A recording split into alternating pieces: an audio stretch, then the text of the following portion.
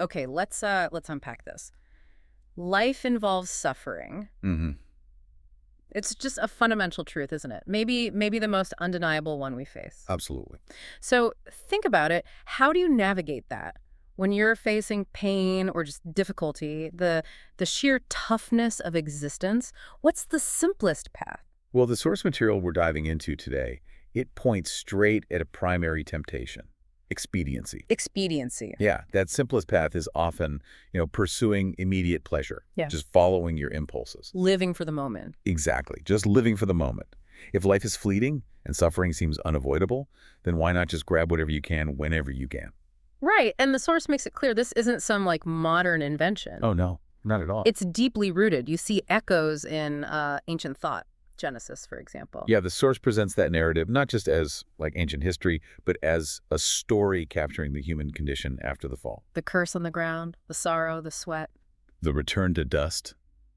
Life is presented as hard right from the get-go. Yeah. And then there are other texts the source brings in. Yes, like the Book of Wisdom. Right. It makes this argument that, well, because life is short and there's no coming back from death, the only rational thing to do is to enjoy the good things that exist, Yeah. make use of the creation to the full. So just indulge. Pretty much. It says, take our fill of costly wine and perfumes, leave signs of enjoyment everywhere. Wow. And here's the really chilling part. It suggests, might be our law of right, for what is weak proves itself to be useless. Ooh. So a really stark ancient argument for get while the getting's good. Exactly. If existence is just suffering ending in nothingness, why not just chase pleasure and power? Just, don't get caught. Precisely. That's the powerful, seductive pull of expediency that the source really lays bare. But the central question for this deep dive then is there another way? Right. Is there an alternative? Something more powerful, maybe more compelling, that acknowledges the suffering but doesn't just cave in to expediency? It's at the heart of it. So that's our mission today. We're going to unpack the source material that argues, quite profoundly, for pursuing what is meaningful over what is merely expedient. Exploring the deep roots of ideas like sacrifice. How evil complicates everything. And what the nature of meaning itself might actually be, according to this perspective. We want to see why this alternative path is presented as, well, crucial for building a better future for you individually and for the world. Okay, so where do we start tracing this alternative? The force suggests humanity didn't just sit down and philosophize it out first. Right, it wasn't abstract thought initially. No, we acted things out first. We dramatized our experiences in rituals, in stories, and these ancient narratives, they encoded fundamental observations about reality, about human experience. Okay, so the biblical story of the fall, according to the source, is one of those foundational stories, a kind of collective understanding developed over ages, trying to account for suffering, for vulnerability. Exactly. And what's one of the first things that enters the picture right after Adam and Eve are exiled? Sacrifice. Sacrifice, almost immediately, with Cain and Abel. And it develops through later stories, too. Right. The core concept, acted out before it was fully articulated, seems to be that you could gain favor, or maybe avert negative consequences, by offering something up. And this is where the source makes a really fascinating connection. Yeah. It equates this ancient act, sacrifice, with work, but more specifically with the delay of gratification. Right. That sounds almost, well, mundane, doesn't it? Delaying gratification. It does, but the source gives it immense significance. It's presented as the discovery that you could actually gain something better in the future. By voluntarily giving up something valuable now. Yes. And this wasn't just, about managing your food stash better. Correct. The source argues it was, like, simultaneously the implicit discovery of time itself and causality. You mean understanding that my actions today... Yeah, your voluntary actions today could genuinely shape what tomorrow looks like. It's like early humanity sort of dawned on the idea that reality itself could be bargained with. Oh. So behaving properly now, regulating those immediate impulses... Considering others, or even just your future self. ...could lead to better outcomes down the line. Exactly. It's fundamental. So it's not just about willpower like resisting a cookie. No, it's deeper. It's about fundamentally inhibiting and organizing those immediate impulses, partly so you stop, messing things up for other people, but also, crucially, so you stop messing things up for your future self. And the source connects this directly to how society even gets It organized. does. Yeah. Because that connection, that link between today's effort and tomorrow's quality of life, Yeah. that's what motivates the social contract, essentially. Right. Society needs ways to store or trade the value of today's work. Promises, reputation. Exactly. And an early ritual sacrifice, like, say, setting aside the best portion of the hunt, was an enactment of that fundamental usefulness of delay. It's a long way from just instinctively wolfing everything down. A very long way. To deciding to store food for winter, or even just sharing it with your neighbor, expecting something back later. And sharing becomes a form of trade, doesn't it? Trading with your future self by saving or trading with others to build, like, reputation and reciprocal relationships. Yeah. So the simple idea that, hey, leftovers are good, or sharing might pay off later, becomes the bedrock for eventually articulated morality. Wow. A productive person, Yeah. a truthful sharer that becomes the prototype of the good person, the reliable citizen. It's kind of profound, isn't it? That such a basic discovery, giving up something now for something better later, could lead all the way to our highest moral principles. The source finds it incredibly profound. This implicit understanding, hammered out over millennia, it became the metaphorical language of rituals and myths. It's like humanity collectively sensed. Okay, there's some kind of judging force in reality. Giving up something valuable seems to make things go better, and we need things to go better. Right. Not stated that simply, of course, but embedded in their actions, their stories. They watched who succeeded and who failed. And concluded the difference often boiled down to this willingness to bargain with the future through sacrifice. Which then, naturally, leads to deeper questions. Look at what? Like, what's the greatest possible sacrifice? What's the most valuable thing you could possibly give up for the greatest possible good? Okay, yeah. The source notes that the god of the Western tradition, like many ancient gods, requires sacrifice. But sometimes it seems to demand the sacrifice of what is loved The best. story of Abraham and Isaac being the starkest example. Right. The command to sacrifice his son, the one he waited for, the miraculous one. It's horrifying. It is. And the source offers a really powerful insight into why such a terrible demand might even exist, symbolically. Which is? That when things aren't going well in your life, it's not always just random tragedy. Sometimes. Sometimes it's because of what you currently value most, your priorities. Huh. The world is revealed through your values, it says. Yes. So if the world you're seeing isn't the one you want, maybe. Maybe it's time to examine those values, to let something go, To sacrifice what you love best. in order to clear the path, perhaps, to become who you might become, a better version of yourself. It reminds me of that old story the source uses about catching a monkey. Oh, right, with the jar. Yeah, the monkey grabs a handful of treats from a narrow-necked jar, but then its fist is too full to get out. And it won't let go. It won't let go of the treats, so it sacrifices its freedom, its life, really, for that immediate gratification. It won't sacrifice the treats to save the whole itself. Yeah. So a valuable thing given up can ensure future prosperity. Okay. Yeah. But what about the most valuable things? Beyond just possessions, what about intensely personal, painful things? The source mentions circumcision, for instance, as a symbolic offering. A part for the whole. Right, and the ultimate sacrifice. What could that be? The source suggests it involves this harrowing choice sometimes between child and self. We see this reflected, the source notes, in art. Michelangelo's Pietà. Presented as depicting the mother's sacrifice.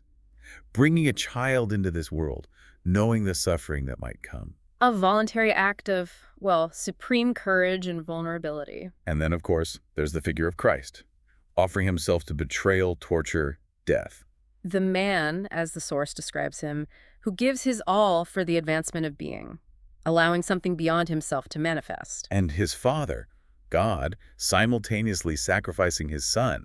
This is presented as the archetype, right? The ultimate sacrifice at the very limit of human imagination. Defining what many traditions would call religious in its most profound sense. So bringing it back to the start, pain and suffering define the world. Right. Sacrifice, this voluntary delay of gratification, this bargaining with the future, helps keep that suffering at bay. And greater sacrifices are potentially more effective. Everyone knows this implicitly, the source argues. The person who genuinely wants to alleviate suffering, to rectify the flaws in existence, to create a better future, a heaven on earth, maybe? That person. That person will make the greatest sacrifices.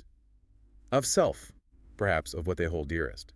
To live a life fundamentally aimed at the good. Foregoing expediency. And pursuing ultimate meaning instead. But is that actually possible? to live like that, this path of profound self-sacrifice for a higher good. The source turns to the example of Socrates. Okay. Facing an unjust trial. Right. He had clear chances to flee, escape death, but his internal divine sign, his conscience, essentially ejected. So he chose to stay, to accept his fate. Seeing it potentially even as a blessing, maybe a way to avoid a slow, undignified decline in old age. And he didn't defend himself just to get off. No. His goal was to speak the truth as he saw it, even knowing the likely consequences. And here we are, 2,500 years later, still talking about Socrates. Exactly. He rejected expediency, manipulation, the easy way out. He pursued the meaningful, the true, under the absolute worst condition. The lesson, as drawn from the source, seems to be stop the falsehoods.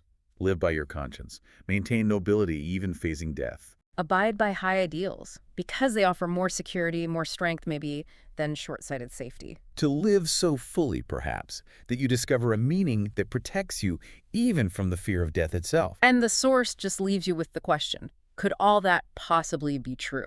It's a heavy question. So we have the tragedy of self-conscious being producing suffering. Right, and that suffering fuels the desire for expediency, the quick fix, the easy out. But, as we've discussed, sacrifice and work are presented as the ancient antidotes to that kind of suffering, the suffering born of tragedy. But then the source introduces another layer, even darker. Yeah, the problem of evil. This isn't just the harshness of the world, earthquakes, disease, bad luck. No, this is man's inhumanity to man. Malice, cruelty. And it's presented as something worse, a conscious, voluntary, sometimes even vengeful source of the deepest kinds of suffering. And this knowledge of good and evil, according to the source drawing on that fall narrative again, came with self-consciousness. Once you understand your own vulnerability, your fear, your anger, your pain, you simultaneously understand how to produce it in others. Ah, you gain the knowledge of how to inflict suffering deliberately. Exactly. We see this almost immediately after the fall story, don't we? With Cain and Abel. Right. Humanity's already learned sacrifice, but now there's this new, terrible dimension. Abel's sacrifice is accepted, Cain's isn't. Abel flourishes, Cain feels rejected. And the source hints maybe Cain's heart wasn't really in it. His offering was grudging, maybe low quality. Which feels very realistic, actually. Right. Not all sacrifices are equal, and sometimes even genuine efforts don't get immediately rewarded. No, they don't. So Cain is left with this burning question. Why me? Why the rejection? Why isn't God happy with my offering? He gets jealous, bitter. Consumed by outrage. He confronts the divine, curses existence. God in the story tells him the fault lies within him. He's been dallying with the sin, with that resentment. But Cain doesn't listen. No. Yeah. He chooses revenge instead.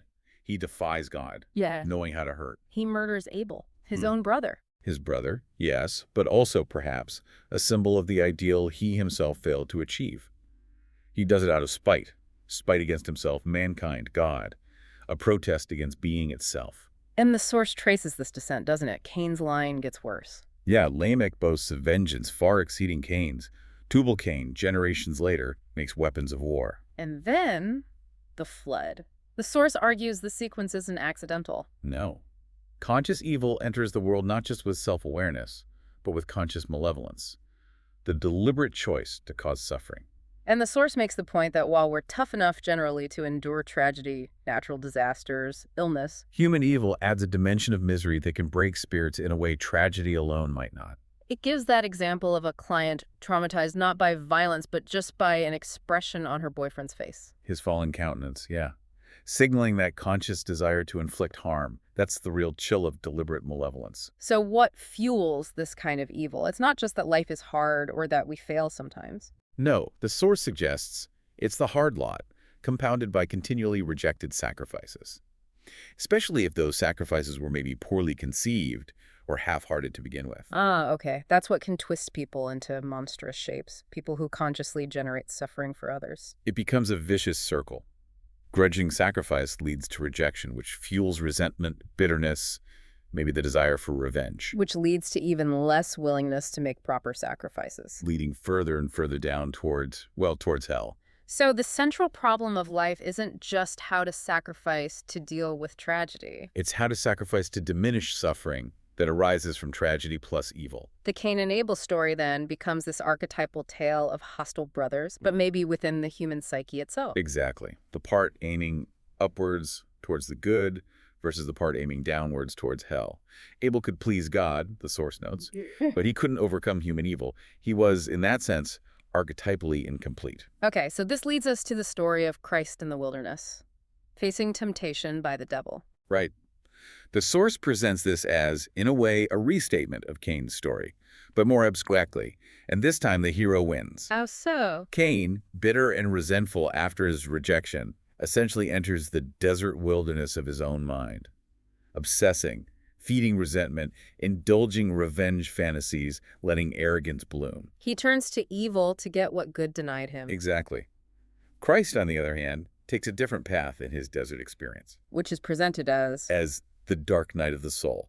That universal experience when everything falls apart, hopelessness takes over, and the void of nihilism seems to beckon. 40 days of starvation. The source emphasizes that's enough to take you to hell itself. It's framed as a confrontation with the evil not just of others, but of the self, faced with absolute seriousness. And the source explicitly connects this to the horrors of the 20th century. The concentration camps, the gulags. Pointing out that the guards, the perpetrators, were human, just like us. Right. That fact makes the desert story real, urgent for the modern mind. Adorno famously said, after Auschwitz, there should be no poetry. But the source counters. He was wrong. But the poetry should be about Auschwitz. Meaning, the destructiveness unleashed by human malevolence absolutely dwarfs the suffering from unredeemed tragedy.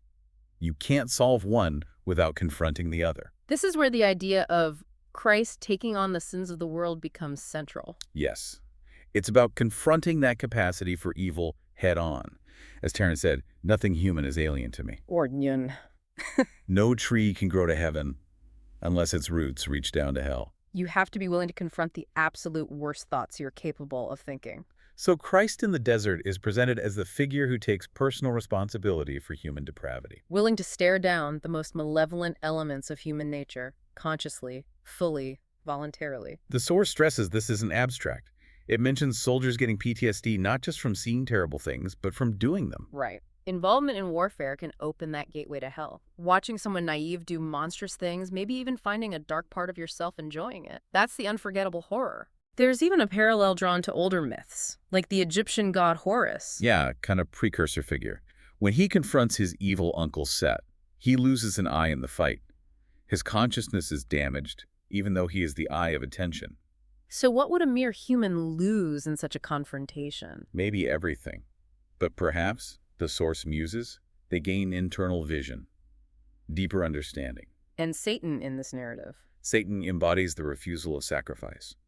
Arrogance, spite, deceit, conscious malevolence itself, pure hatred of being. He knows what he's doing, wants destruction for its own sake. Yes, and he tempts Christ with exactly what all men seem to desire, presenting these things as ultimate goods. Okay, temptation number 1, turn rocks into bread. Simple, immediate expediency. Quell your hunger now. Christ's answer, according to the source, one does not live by bread alone, but by every word that proceeds from the mouth of God. Meaning? Meaning even starving, there are more important things than food. Bread is useless if you've betrayed your soul to get it. He could use his power for endless wealth, permanent bread solutions for everyone. But at what cost? A life of just gluttony and moral desolation? The source explains Christ is aiming higher here, at a fundamental mode of being that could solve the problem of hunger forever.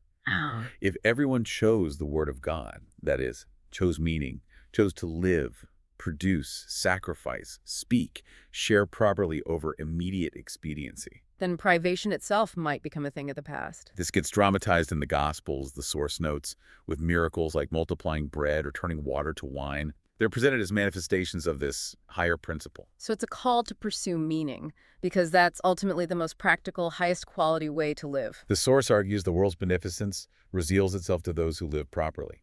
And that's better than any amount of bread or money gained through mere expediency. Okay, second temptation. Throw yourself off the temple, God will save you. This is presented as a test of God, a demand for a narcissistic display. Solving vulnerability, but only for yourself, not helping anyone else. Right, a shortcut based on demanding divine intervention. Christ's answer: do not put the Lord your God to the test. A refusal to command God. Or demand proof, or dispense with responsibility for his own life, a rejection of that easy, magical Messiah route. Got it. Third temptation. See all the kingdoms of the world laid out. The siren call of earthly power, Total control, unlimited gratification, the absolute pinnacle of the dominance hierarchy. Expediency writ large, achieving ultimate worldly goals by any means necessary. But the source reminds us, power gained that way also means the capacity for vengeance, forcing submission, crushing enemies. A king with that kind of power would just torture Abel first. Exactly. But the source suggests there's something above even the highest dominance hierarchy. A different kind of place. A real place, though not physical, where the I, attention itself, can soar freely, transcending mere domination. Pure, untrammeled, waiting to act. It quotes the Tao Te Ching here. He who contrives defeats his purpose, and he who is grasping loses. The sage does not contrive to win. He is not grasping, so does not lose. So this third temptation is presented as the most powerful call to proper being. Yes, to attain the greatest prize, the kingdom of God on earth, paradise restored requires rejecting not just immediate gratification and perverse desires, But also the ultimate temptations of evil. Cynical power, control for its own sake. evil just amplifies the pull of expediency exponentially. Sacrifice keeps tragedy at bay, yes, but it takes a particular kind of sacrifice, one that confronts malevolence, to defeat evil. That's the profound challenge wrestled with in Christianity and other traditions. Which leads the source into Christianity's history and its critiques, especially in the modern era. Jung, the source notes, had this hypothesis. That science partly developed because Christianity didn't sufficiently address suffering here and now, on Earth. So alchemy, then science, emerged to investigate the material world. Seeking secrets for health, wealth, longer life, driven by a pragmatic need to free humanity from earthly pain, born partly out of doubt that Christianity alone could provide that. Yet the source argues Christianity was far from a failure. Oh, absolutely not. It achieved something almost impossible. Like what?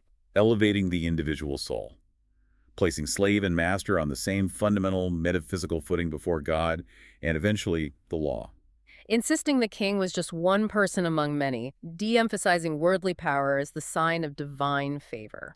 And the revolutionary idea that salvation wasn't earned by works deeds prevented the powerful from just using morality to lord it over the common people. That concept, the transcendent worth of each individual soul, Became a fundamental presupposition of Western law. It overcame seemingly impossible historical forces. It really is remarkable that the source emphasizes how hierarchical, slave-based societies were gradually reorganized. So that owning another person became fundamentally wrong. When the utility of slavery and the might makes right argument were so compelling for so long. It needed a revolutionary critique. Christianity made the shocking claim that even the lowliest person had inherent rights. And the state was charged to recognize them. And further, that ownership itself degraded the owner more than the slave. We forget how radical that was, how self-evident the opposite seemed historically. The source also points out that Christian society, despite its own significant flaws, Was generally less barbaric than the pagan ones it replaced. It objected to routine infanticide, widespread prostitution. Might makes right. it demanded enemies be seen as human.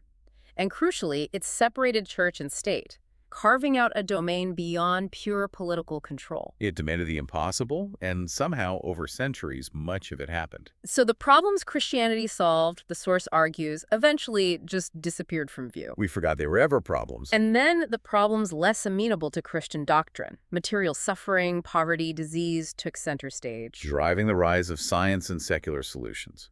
Pollution only becomes your main worry when starvation isn't. Okay, so that's the context the source suggests for figures like Nietzsche to emerge. Right.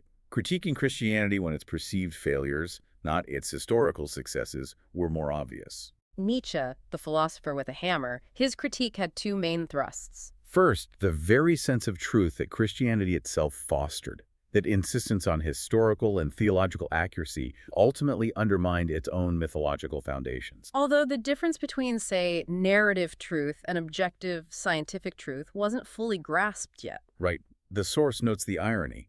Even modern atheists often use a sense of truth developed within Christian culture to critique fundamentalism. God is dead, Nietzsche declared, and we, the proponents of this relentless truth-seeking, killed him. His second attack, maybe more devastating according to the source, was on the church's removal of the true moral burden from the individual. You mean the idea that Christ's sacrifice alone redeemed humanity? Yes, freeing believers from personal moral obligation beyond just belief. The source argues Paul and later Protestant reformers kind of watered down the sacred duty of the imitation of Christ. That command right there in the Gospels, to manifest the Savior's Spirit in your own life, to incarnate the archetype of meaningful action yourself. Nietzsche argued Christians mostly never actually did what Christ did. And that talk of justification by faith was the church basically lacking the courage to demand the difficult, challenging works required. And this focus on dogmatic belief had negative consequences, the source claims. Like devaluing earthly life, only the hereafter matters, so shirk responsibility now. Encouraging passive acceptance salvation isn't earned anyway. And rejecting the real, terrifying moral burden, Christ did the heavy lifting for you. This, the source suggests, is partly why Marx could famously call religion the opiate of the masses. It could numb people to their earthly responsibilities. Then there's Dostoevsky, a Christian himself, but also a major influence on Nietzsche. Right, offering a complex critique of institutional Christianity, maybe more ambiguous, though. His famous character, the Grand Inquisitor in The Brothers Karamazov. Who tells Christ, returned to earth, that he is no longer needed. Why? Because the burden of absolute faith, truth, and freedom that Christ demanded was just too much for frail humanity. So the church, in its mercy, the Inquisitor claims, diluted the message. Offered simple dogma, miracle, mystery, and afterlife escape, relieving people of the terrible weight of true freedom and responsibility. And Christ's response? He listens silently, then kisses the Inquisitor. The old man is shocked, lets him go, leaves the cell door open. Wow. The source highlights the immense profundity there. Dostoevsky directly confronted the huge existential problems emerging in his time. He gave powerful arguments to his atheist characters, like Ivan. Arguments his faithful character Alyosha couldn't just refute with logic. Right. Dostoevsky admitted, intellectually, Christianity might seem defeated by rationalism, but he didn't shy away. He put action above mere words. Alyosha's embodied goodness, his courageous imitation of Christ's actions, ultimately wins over Ivan's brilliant but nihilistic intellect, not through debate, but through lived example by the end of the novel. So the church the Inquisitor describes, that's Nietzsche's target, right? Childish, maybe sanctimonious, serving the state, peddling dogma known to be false. Exactly. But Dostoevsky, despite showing that corruption, has Christ kiss the Inquisitor. The door is left open. What does the source make of that? Perhaps Dostoevsky saw that even within that flawed historical edifice, the spirit of the founder could still find a way. An expression of gratitude, maybe, for the enduring wisdom passed down, despite the faults of the institutions. Nietzsche, the source concedes, did grant Catholicism some grudging respect. Yeah, that its long tradition of dogma, of unfreedom, was paradoxically necessary to forge the disciplined, free, modern mind. Constraint is needed for real freedom and effective action. Right. Dogma molded people before they could perhaps be trusted to act freely. Dostoevsky, in turn, granted mercy to the church, seeing that the logos, the principle of divine order and meaning, could still find a path even within that flawed structure. The source uses that Peter Pan analogy here. Right. A father disciplining his son restricts freedom, funnels potential. To the son, it feels destructive. But without that structure, that direction, the son remains the eternal boy, king of Neverland, which isn't real. And that's not a morally acceptable alternative, source argues. So the church's dogma was undermined by its own spirit of truth, leading to the death of God. That necessary structure is dead, at least to the modern intellectual mind. But what emerged to fill the void? The source says arguably something even more dead. The nihilism Nietzsche predicted. And this frightening susceptibility to new, totalizing ideologies, communism, fascism, which both Dostoevsky and Nietzsche foresaw with horror. Nietzsche thought people would just invent their own values after God died. But the source, drawing heavily on Jung here, argues strongly against that. You can't just impose values on your soul by sheer willpower. Our deeper nature rebels. Against that kind of self-imposed totalitarianism, yes. You can't just order yourself to stop procrastinating or eat healthy if something deeper resists. We have a nature. We have to discover it, contend with it. What are we truly? What could we become if we aligned ourselves properly? Descartes, the source notes, searched for that bedrock of knowledge. Found it in I think, therefore I am, the aware I. And the source connects this back to those ancient concepts, Horus's I, Marduk's eyes, the logos. Descartes secularized this divine principle into that which is aware and thinks, the modern self. But the question remains, what is that self at its core? We can grasp its horrors pretty easily now, can't we? Nazi evil, Stalinist evil, Auschwitz, the gulags. That capacity for malevolence is undeniable. but its goodness. That's much harder to define. What's the necessary counterpart to that evil potential within us? The source proposes that even the rational intellect, when used properly, is akin to that archetypal savior, the Logos. Karl Popper saw thinking itself as Darwinian. Ideas die instead of us. So faith in the part of us that continues across those deaths of ideas of thinking, aware self, is a prerequisite even to think. Seems to be. An idea, the source argues, isn't just a dead fact. An idea that grips you is alive. It wants to express itself. It posits a value structure. Yes, it believes its aim is better than the alternatives. It's like a subpersonality. It makes the person, its avatar, sometimes so strongly they die for it. But often, the source suggests it's only the idea that needs to die, to be sacrificed, when it proves insufficient. And that, according to the source, is what our ancestors dramatized. Our most fundamental convictions, the ideas we embody, must die, be sacrificed when our relationship with reality, with God or being, is disrupted. Suffering, failure, malevolence, these are signs that something in our core approach needs to change. The future can be better, but only with proper sacrifices now. No other animal figured this out. It took eons to distill into ritual and stories. And then millennia more to try and assess the core message embedded in those stories. Which boils down to, If you are disciplined enough to privilege the future over the present, you can, against all odds, change reality in your favor. the source then describes its own journey grappling with all this, plagued by doubt, especially after the 20th century. Yeah. Outgrowing a shallow view of Christianity, finding socialism intellectually attractive, but seeing it often seemed motivated by hatred of the rich, not love for the poor. And realizing just redistributing wealth doesn't solve the deeper problems of human nature. Tormented by the Cold War, the threat of nuclear annihilation, questioning if all value structures were just masks for the will to power. What happened in the 20th century, the source asks?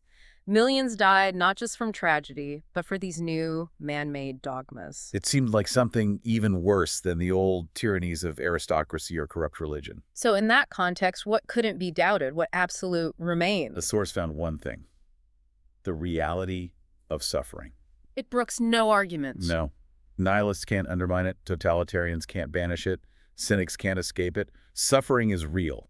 Period. And further, The artful, conscious infliction of suffering on another person for its own sake is wrong. the source mentions the chilling practices in Auschwitz, so Senetson's writings on the Gulag. The Nuremberg trials basically concluded certain actions are intrinsically terrible. They run counter to proper human nature. They are evil. Dehumanizing, torturing, slaughtering without regard for innocence or justification that is fundamentally wrong. That became the bedrock belief, the source explains.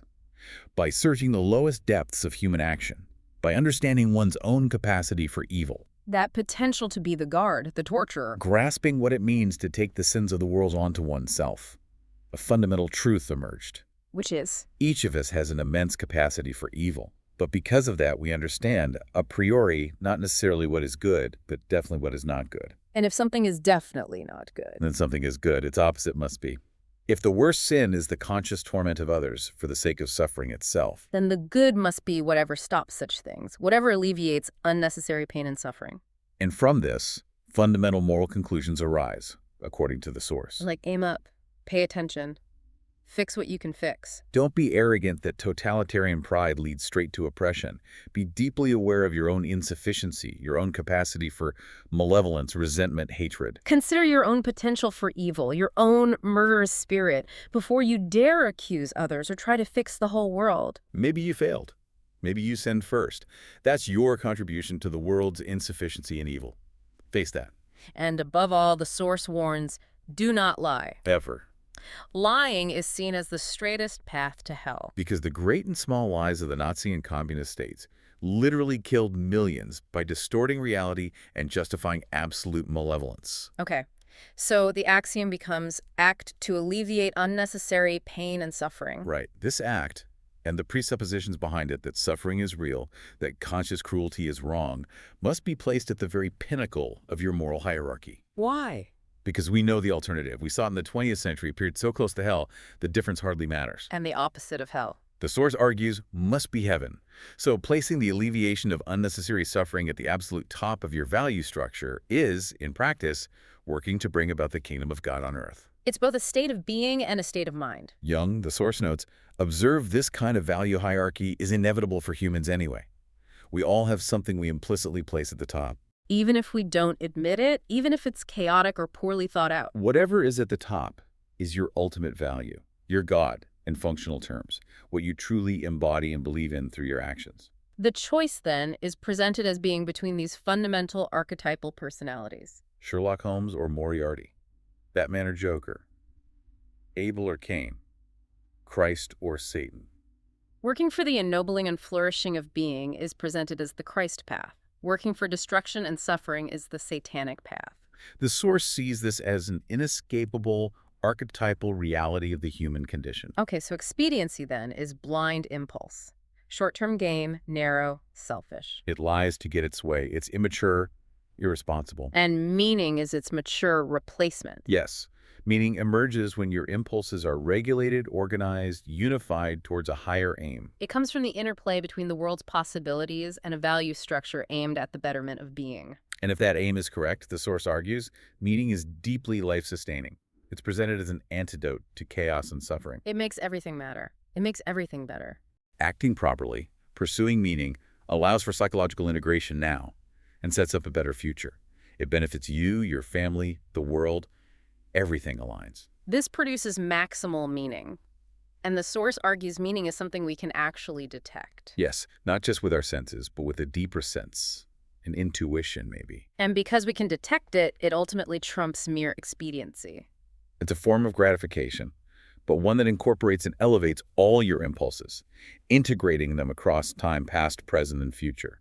Not just satisfying one impulse now at the expense of others later. So if you decide, despite life's pain, that resentment towards being isn't justified, You might start noticing things around you that could be fixed. Small things, maybe. you start asking, what should I do today? Not just as, what do I feel like doing, but As how should I use my time to make things genuinely better, not worse? maybe it's just finishing that paperwork you've been avoiding. Or making one room in your house clean and welcoming.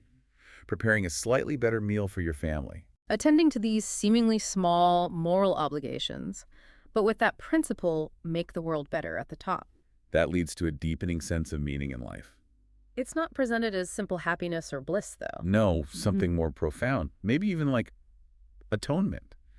For our fractured, damaged being, paying the debt for the horrible miracle of existence. Remembering the Holocaust, making amends for history's pathology, adopting responsibility for being a potential denizen of hell yourself. Oh, all part of the weight, but also the glory, perhaps, of being willing to serve as an angel of paradise instead. Expediency is hiding the skeletons, covering up the blood, avoiding responsibility. It's cowardly, shallow, and ultimately wrong. Multiplied, it creates the character of a demon. It just transfers the curse, the suffering you avoid now, onto someone else or onto your future self. Guaranteeing the future will be worse, not better. There's no faith in expediency, no courage, no genuine sacrifice. It requires no deep observation that actions matter, that underlying presuppositions matter, or that the world is fundamentally made of what matters most. Meaning, the Source argues, is actually better than what you think you want. Because you might not actually know what you truly need. Meaning isn't something you just conjure up by willpower. It comes upon you. You set the preconditions for it, you follow its call when it appears, but you can't just produce it on demand. It signifies being in the right place at the right time, balanced precisely between chaos and order. Where things are lining up optimally. For you, for others, for the future. Expediency works only for the moment. Immediate, impulsive, limited. Meaning. Meaning is presented as the organization of what would be merely expedient impulses into a grand symphony of being. Like Beethoven's Ode to Joy.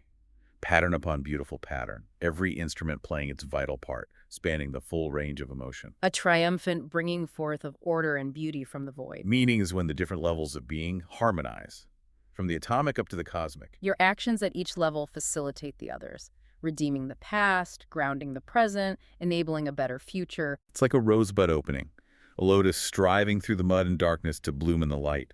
Revealing the integrated golden Buddha within, divine will manifesting itself. Meaning is the ecstatic dance of that single purpose, glorifying reality in a way that makes it get better and better, hopefully forever. It's when that dance makes all the past horrors and struggles seem like a necessary, worthwhile part of building something truly mighty and good. It's the ultimate balance between chaos and possibility on one side and discipline and order on the other, generating new, resilient order, capable of bringing forth even more balance. It's the way, the path of life more abundant, Yeah. living guided by love, speaking truth.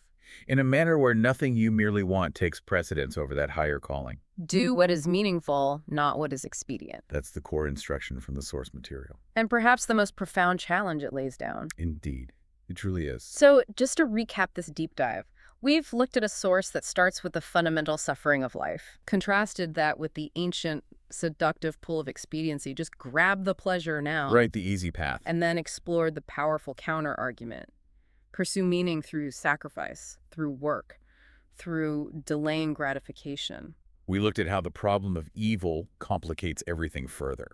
The archetypal struggles with malevolence in stories like Cain and Abel and Christ's temptations. We touched on the complex history of these ideas through Christianity and its critiques from thinkers like Nietzsche and Dostoevsky. And finally, we've seen how this source presents meaning itself not just as an idea, but as a detectable state. A state that results from regulating our impulses, aligning our actions towards the betterment of being, integrating past, present, and future. And why, ultimately, this perspective argues that meaning trumps mere expediency. It's a dense argument, certainly, ancient, but feels incredibly relevant to how we navigate the difficulties of existence right now. It absolutely does. So if pursuing meaning really is the true path, the way to navigate life's suffering and resist that pull of evil, the source leaves us and leaves you, the listener, with this final thought. What small, concrete action could you take today, right now or later today? You pursue what is genuinely meaningful in your own life instead of what is merely expedient. Something small, maybe. Something real. Something that makes being just a tiny bit better rather than worse.